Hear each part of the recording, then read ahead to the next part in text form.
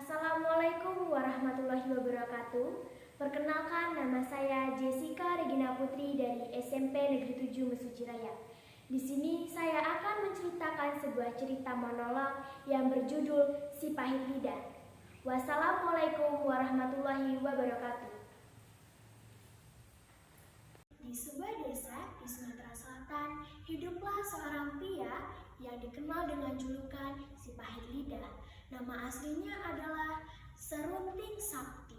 Ia mendapatkan julukan tersebut karena memiliki kekuatan yang luar biasa. Lantaran kekuatan ini, Si Pahit Lidah mulai mengalami kesulitan berinteraksi dengan orang lain. Dalam sebuah konflik dengan saudara-saudaranya, ia tanpa sengaja mengutuk desanya sendiri yang kemudian berubah menjadi batu. Kejadian ini membuatnya menyesal dan terpukul. Akhirnya, Si Pahit Lidah mulai menerima kedamaian dan mulai menerima kekuatannya sebagai bagian dari dirinya. Dan ia berjanji untuk menggunakan kekuatannya sebagai kebaikan. Dia menjadi orang yang bijak, dihormati banyak orang, dan banyak dimintai nasihat oleh penduduk setempat. Legenda Si Pahit Lidah pun menjadi cerita yang terus diceritakan dari generasi ke generasi, mengingatkan kita untuk selalu bertanggung jawab atas kata dan tindakan yang telah kita lakukan. Awal konflik, Arya Tebing sedang melihat kebunnya dengan senang. Lalu, Serunting datang dengan wajah masam. Serunting berbicara sendiri. Aneh, kenapa hanya kebunku yang tumbuh dengan ilalang kering, sedangkan kebun adik iparku, Arya Tebing, tumbuh dengan jamur emas yang sangat lebat. Pasti ada yang tidak beres. Arya Tebing menyapa dengan sopan. Serunting dengan nada sinis dan Arya Tebing dengan tegas. Selamat pagi, Kak. Tumben kakak kemari. Lihatlah, kebun kita sama-sama subur tahun ini. Subur kau bilang? Jangan pura-pura tidak tahu, Arya. Kau pasti menggunakan sihir untuk membuat jamur emas itu tumbuh di bagianmu dan membiarkan bagianku tumbuh menjadi ilalang. Kau curang. Cukup, Kak. Jangan menuduhku tanpa bukti. Aku bekerja dengan jujur. Jamur ini tumbuh karena izin Tuhan, bukan sihir.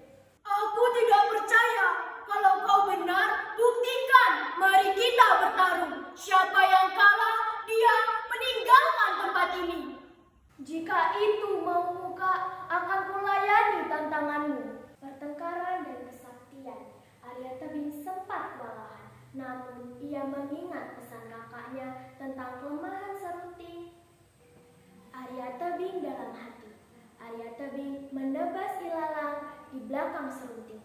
Serunting tiba-tiba merasa lemas dan roboh.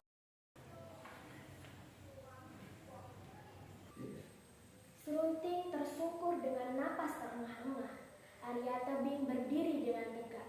Serunting dengan malu dan marah beranjak pergi. Aku akan kembali. Aku tidak akan kalah begitu saja. Mendapat kesaktian Si Pahit Lidah, Serunting bertapa di Gunung Siguntang selama 2 tahun. Ia bertemu dengan Sang Hyang Maha Heru. Serunting tersenyum licik. Serunting berjalan melintasi bukit batu.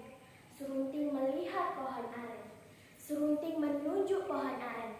Serunting tertawa angkuh. Pohon aren yang rimbun, jadilah batu. Hahaha. Sekarang aku adalah Si Pahit Lidah. Penyesalan, Serunting kembali ke desanya dan mendapati semua orang takut kepadanya, termasuk Arya Tebing. Arya Tebing ketakutan. Serunting, apa yang kau lakukan pada pohon-pohon di desa? Kau mengubahnya menjadi batu.